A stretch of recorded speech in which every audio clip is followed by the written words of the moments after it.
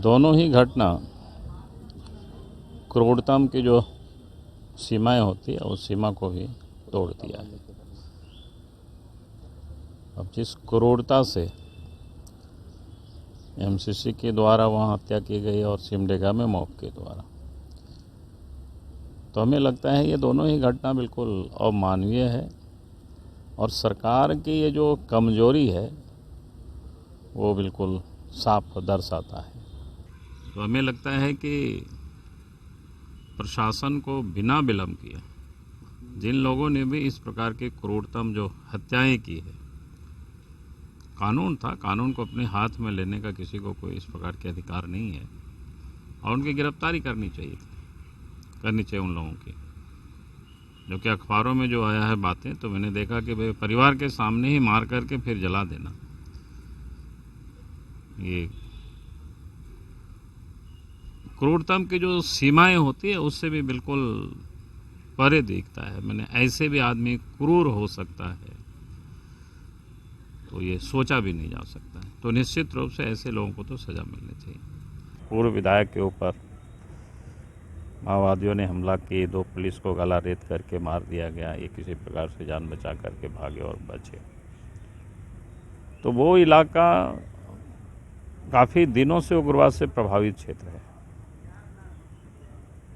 और इसके बाद भी अगर प्रशासन उस इलाके में कोई विशेष ध्यान नहीं दे रही है तो ये मैं कह सकता हूँ भाई सरकार की ये नेग्लिजेंसी है।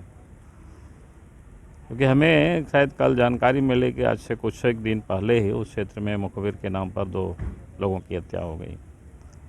फिर आप सबको पता ही होगा पिछले साल भी 2020 में, यानी जैसे झारखंड में हेमंत सोरेन जी के नेतृत्व में सरकार बनी, तो गुदड़ी प्रखंड वो भी उसी आसपास में है और पहली बार बड़ी घटना हुई थी जहाँ पर 7 ट्राइबलों को मार दिया था। वो भी उग्रवादी घटना ही थी और उस क्षेत्र में ये जो खूंटी, सिमडेगा और चाईबासा का जिसको कह सकते हैं एक प्रकार से कॉर्नर पर है और आज से नहीं काफ़ी वर्षों से उग्रवादियों का एक प्रकार से वो शरण स्थल है। और जिस प्रकार से सरकार को वहाँ पर कार्रवाई करनी चाहिए और बाकी देखभाल करनी चाहिए, सूचना तंत्र को अधिक विकसित करना चाहिए, तो लेकिन लगता है ये कहीं कुछ नहीं किया है लोगों ने। झारखंड में आज कानून व्यवस्था ध्वस्त है, विकास ध्वस्त है और कानून व्यवस्था के बारे में तो कहा जाए कि हर दिन एक विकृत इतिहास रचने का काम कर रही है सरकार। आज सिमडेगा में जिस प्रकार की घटना घटी, इससे साफ है कि जंगल राज की आहट नहीं बल्कि जंगल राज आ चुका है और राज्य की सरकार और सत्ता पोस्टर और होर्डिंग में अपना चेहरा चमकाने में व्यस्त है। बहुत ही दुखद घटना घटी है और राज्य की सरकार मौन धारण की हुई है।